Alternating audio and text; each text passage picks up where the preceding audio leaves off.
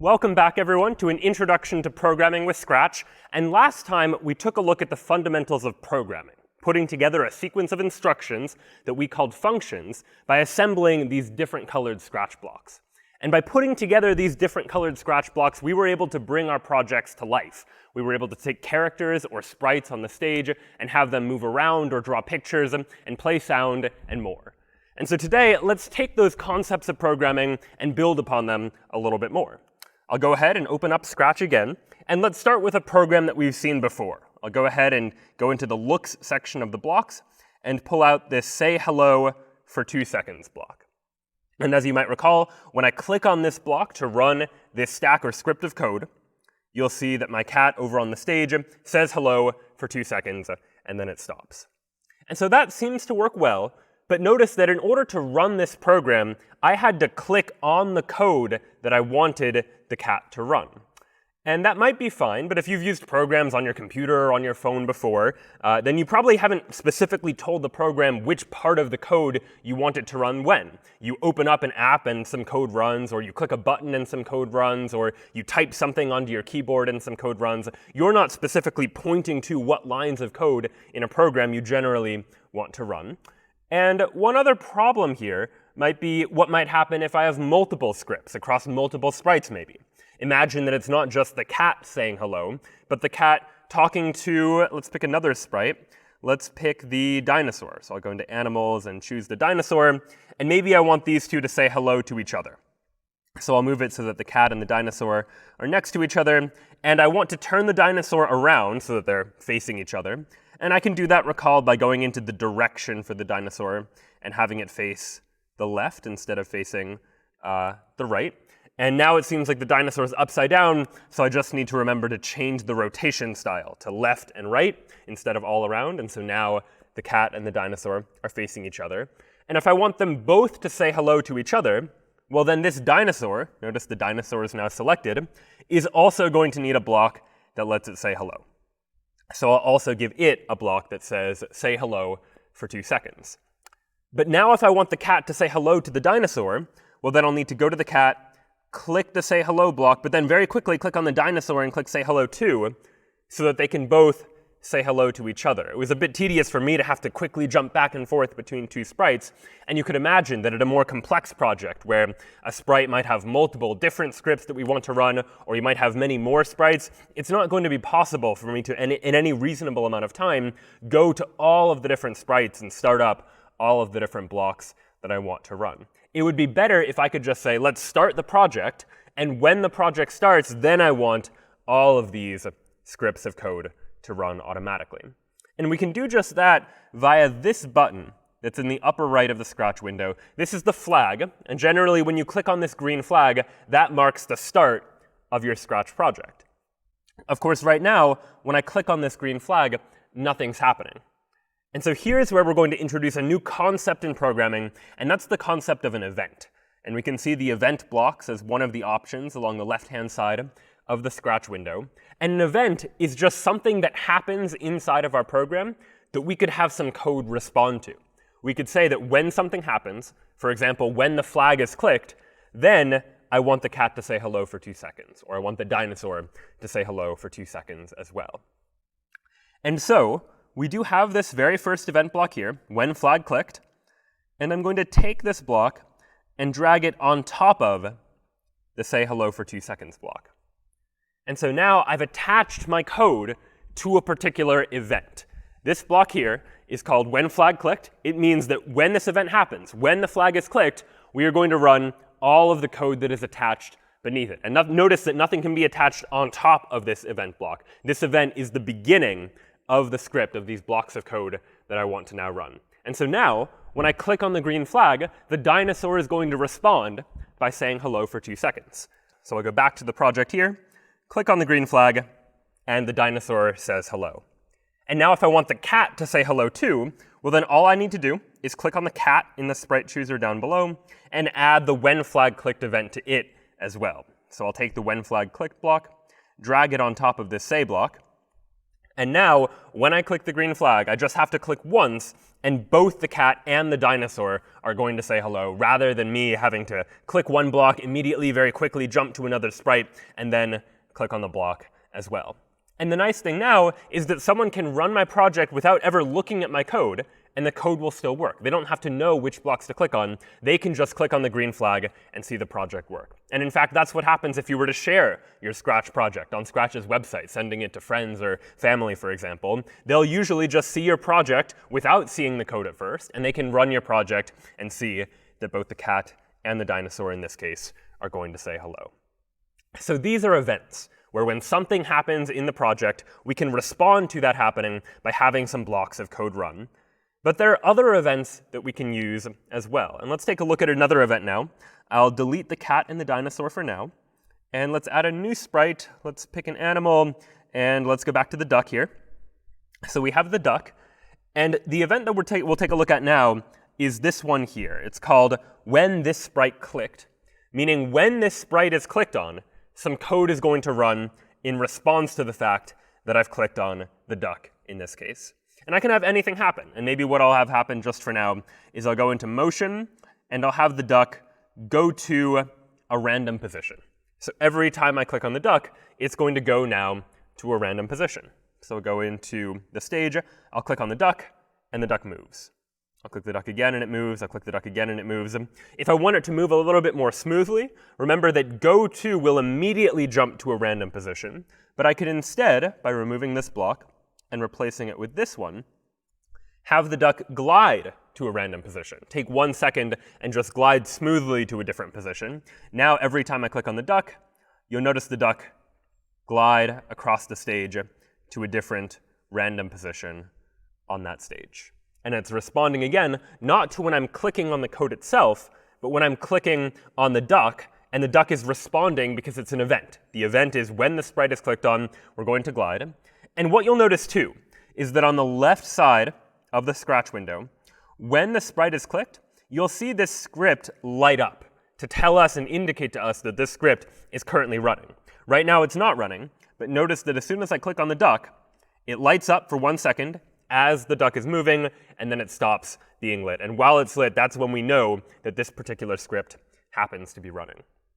And so the ability to have sprites respond when we click on something on the stage, when we click on that sprite on the stage, gives us a lot of flexibility and creative potential for creating new types of user interfaces, for letting the user interact with our project in different ways. In fact, you might think of this as something like a button, where when you click on a button on a computer program, something happens in response to you clicking on that button. And now that we have this event, when clicked, we can create buttons of our own inside of our Scratch projects. And so let's try just that.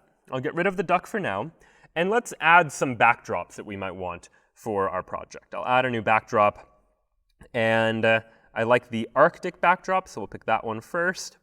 And let's choose a couple that I might like to use in this project. So I'll choose another one, and let's go now to the jungle. That one seems interesting, slightly different.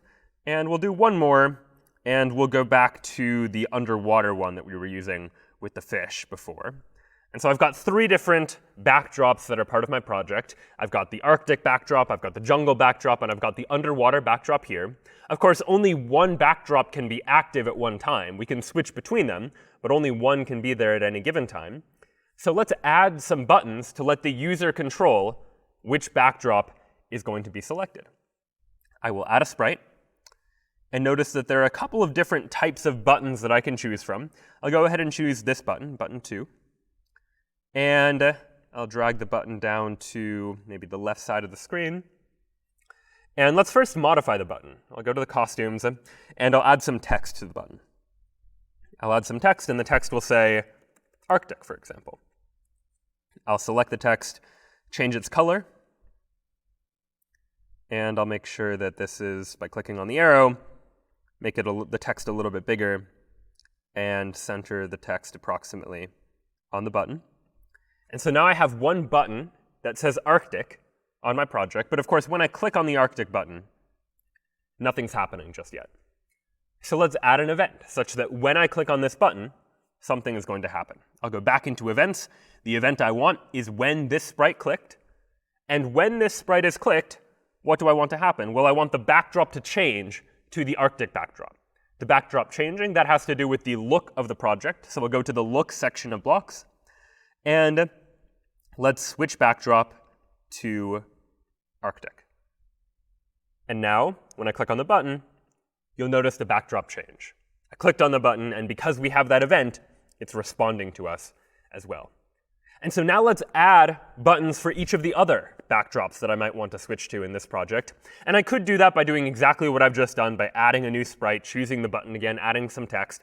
But it'll be a little bit easier, actually, for now, to just duplicate the sprite that I already have, this button here. So I'll go ahead and right-click or control-click on the sprite and click Duplicate. I've got another button. These are just called button 2 and button 3 for now. It'll be a little bit nicer if I give them names. I'll call this button Arctic button, and I'll call this button Jungle button. What do I need to do? Well, let's go into Costumes and first change this text. Let's change the text to Jungle. Recenter the text a little bit there. And now, when this sprite is clicked, when the Jungle button is clicked, I can switch the backdrop to the jungle instead. And notice that in the upper right portion of the code editor, you'll always see a slightly transparent image of what sprite you're currently working on. In case you ever forget, it's also selected down below, but right now I can tell, because I see this slightly faded jungle button, that right now I'm editing the code for this jungle button.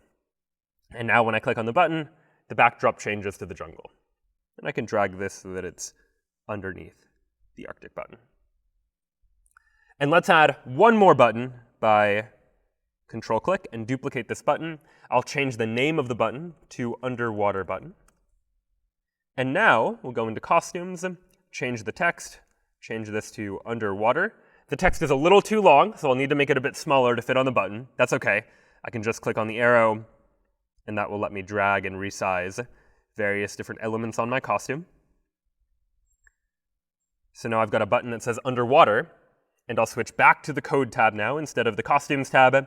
And now when this sprite is clicked, let's switch the backdrop to Underwater 1, which was the name of that backdrop. And now when I click Underwater, we switch to the Underwater backdrop. I'll stack these buttons on top of each other. And now what I have are 3 buttons that the user can click on to switch between the various different backdrops. Depending on which button they click, they'll be able to see the backdrop respond to the buttons that they're clicking on as well. And so using this, we really have the ability to let the user interact with the stage, click on the stage, and see something actually happen. And I'll show you one more example of this. I'll get rid of our buttons for now, and I'll go back to backdrops and go ahead and switch us back to the plain white backdrop. But let's add some sprites that the user might interact with. I'll go ahead and add sprites. And so far, I've mostly been using animals, but let's jump to the Music tab for now and add a few instruments. Let's add a snare drum, and let's add one more. Let's add the conga drums, and let's add one more. Let's add the cymbal.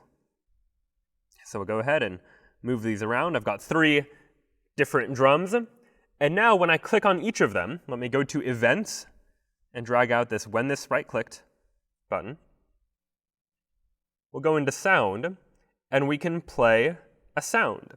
And I'll play, we have a bunch of different snare drum sounds I can choose from. I'll choose like the tap snare, for example. And let's add a sound to each of these various different drums for when I click on that sprite. So for the conga drums, I'll go back to Events. When This Sprite Clicked, I'll go back to Sounds and say, let's play a sound. Let's go with the high conga sound. And finally, we'll go into the cymbal and say, now when the cymbal is clicked, let's go ahead and play the sound crash cymbal. And just with that, with 2 blocks of code for each of my 3 drums, 1 event and 1 block that plays a sound, now I have a drum kit that I've built just using Scratch. When I click on any one of these drums, you hear some sounds. And you could have fun with that, adding other instruments, playing music. Remember, we have that music extension that we took a look at last time that gives you various different options for playing notes and playing other instrumental sounds. And so you could create some music and let the user create some music just by clicking on things inside of their Scratch project.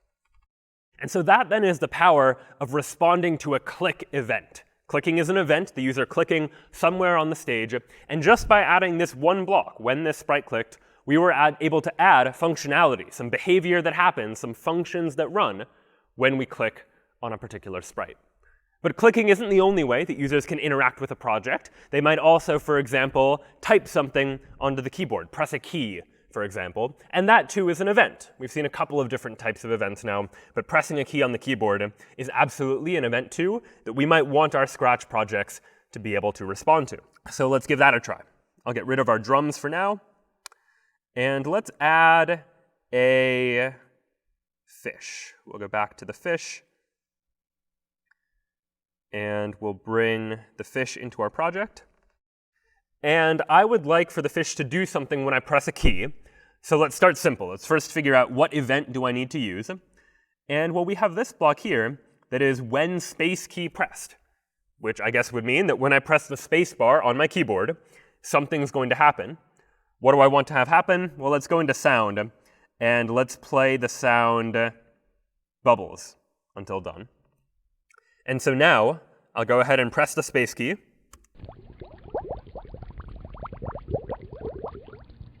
And when I press the space key, you hear the bubbles. And every time I press the space key, that's a different event, and that's going to trigger the running of that code.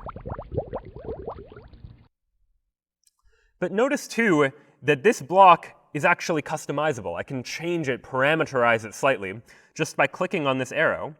And this opens up a menu where I can choose what key it's going to respond to. It doesn't just have to be when the space bar on my keyboard is pressed. I could have it respond to, let's say, the right arrow or the left arrow. So I'll go to right arrow, and instead of playing a sound, when you get the right arrow, let's go ahead and change the X value by 10. Remember that each sprite exists in this XY coordinate grid on the stage, where X refers to how far to the left or to the right a particular sprite is, and Y refers to how far up or down a particular sprite is. And so now the right arrow key is going to move the fish to the right by 10 spaces. So I'll press the right arrow key, and you'll see the fish move a little bit. Press it again, and it moves, and it keeps moving every time I press that key. Let's now add the ability for this sprite to respond to the left arrow key. And this is going to be very similar. I just want to move in the opposite direction. I want to go left instead of going right. And I could drag the event out and then drag another change X by and change it to -10 instead of 10 this time. But in this case, because it's very similar to the code I've already written, I can actually control-click or right-click on this script and just say duplicate. And when I duplicate, I get a copy of what it is that I've just written. And now I can modify it. Instead of responding to the right arrow, let's have this script respond to the left arrow. And instead of changing X by 10, let's change X by -10 to have the fish move in the negative direction instead. And just for fun, let's go ahead and click on the stage and change the backdrop to underwater so that it actually feels like the fish is swimming around underwater. And so now when I press the right arrow, you'll see the fish moving to the right.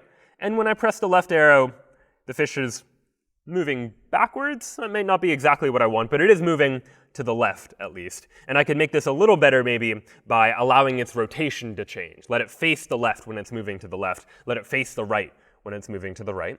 And remember, I can do that just by using this point in direction block.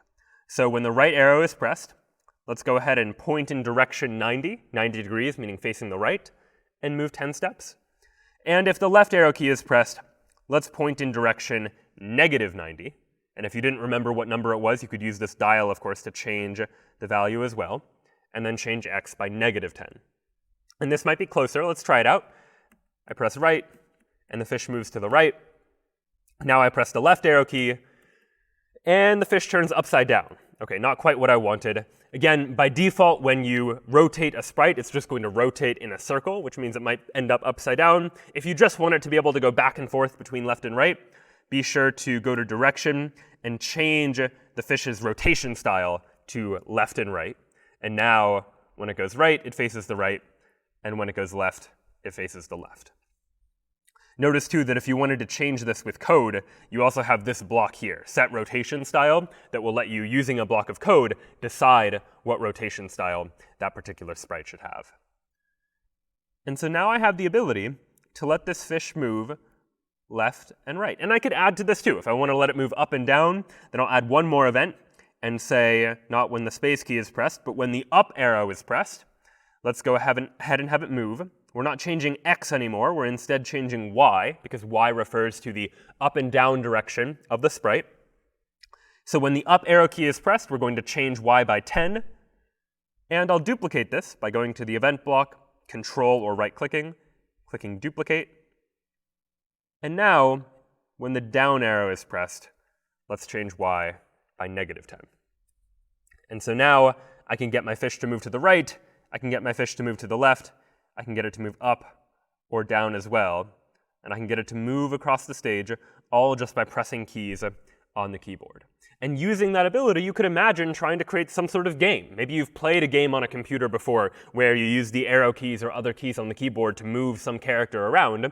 Now we have that exact same ability within Scratch itself too. By clicking on pressing various different keys on the keyboard, we can get our sprite to respond to that as well. And it's not just the space and the arrow keys, it's letters of the alphabet that you could have be pressed, or numbers on the keypad, for example, that might be pressed. And so let's give that a try too, just for fun. I'll add a few more blocks here. Let's let the fish change in size. Maybe I want to be able to choose between how big or small the fish is going to be. And so when the 1 key is pressed, let's make it small when you press 1. So we'll go into looks, and let's set the size to maybe 50%. And I'll duplicate this block, again, by clicking or right-clicking or control-clicking on the event block, clicking duplicate. Now, when the 2 key is pressed, let's make it normal size, 100. And we'll duplicate one more time. Now, when the 3 key is pressed, let's set the size to be bigger. We'll set it to be 200%. And so now, watch what happens. I can still move the fish around. It's still responding to the arrow keys. But now I can also use the numbers to control how big or small the fish is going to be. If I press 1, the fish shrinks. It's now 50% of the usual size. When I press 2, it goes back to normal size. And when I press 3, the fish gets much larger. It goes to 200% of its original size.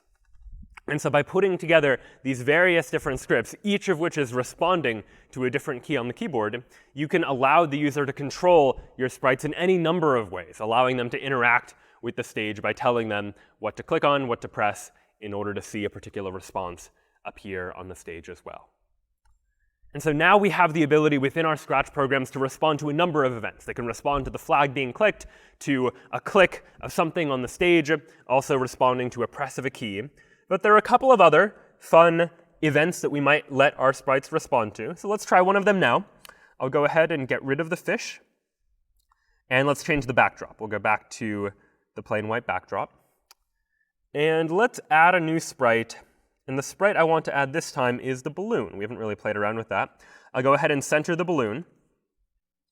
And I'll go into events, and the event I'm curious about now is this one here, when loudness is greater than 10. And loudness refers to input coming in from your computer's microphone. So when you use this block for the first time, your browser might ask you for permission to use your microphone, because Scratch is going to be listening to that microphone. And what it's going to be doing is calculating how loudly it hears something. For example, it's all going to be on a 0 to 100 scale, where 0 is like complete silence, and 100 is very, very loud. And so if I set this to maybe 30 or so, then this code is going to respond, and it's going to run some code whenever the loudness gets above 30, for example. And what I'm going to do is when the loudness gets above 30, let's go to looks and change the size by 10. We're going to increase the size of the balloon by 10. And I haven't connected them yet because I don't want this code to start running just yet. But once I connect it, what's going to happen is that whenever Scratch detects that the loudness has gone above 30, and I might have to play around with that number a little bit, then the size of the balloon is going to change by 10. And so this lets me have a little bit of fun. I can try and blow up the balloon, for example. I'll connect these two blocks, and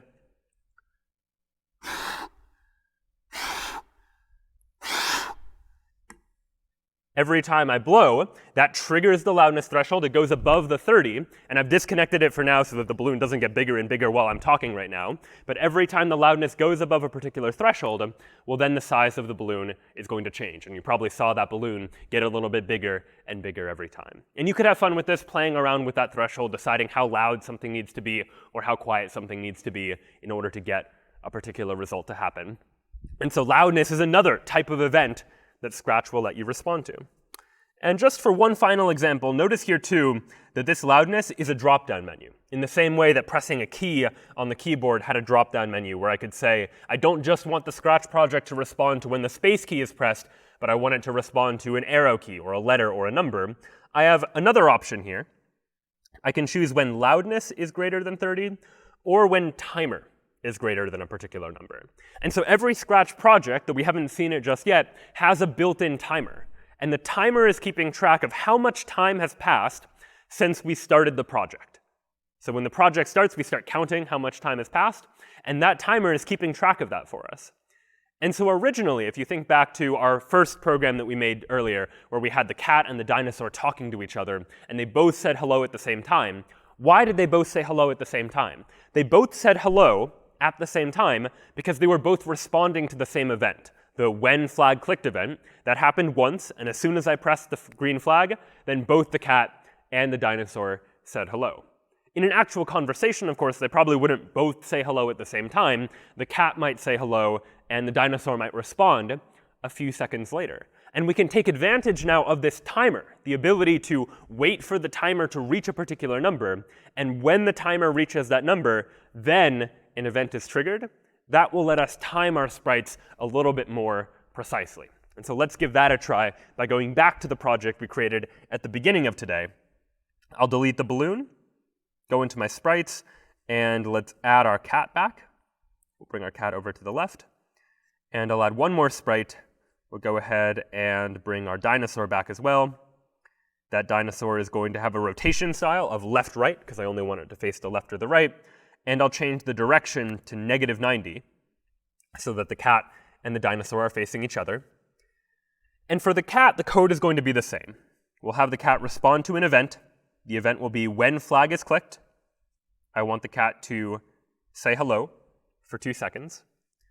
But I want the dinosaur not to immediately say hello when the flag is clicked, but to wait for the cat. Let the cat say hello, and then the dinosaur can respond. So under the dinosaur, instead of using the when flag clicked event, which would happen right away, I'm instead going to use when timer is greater than 2.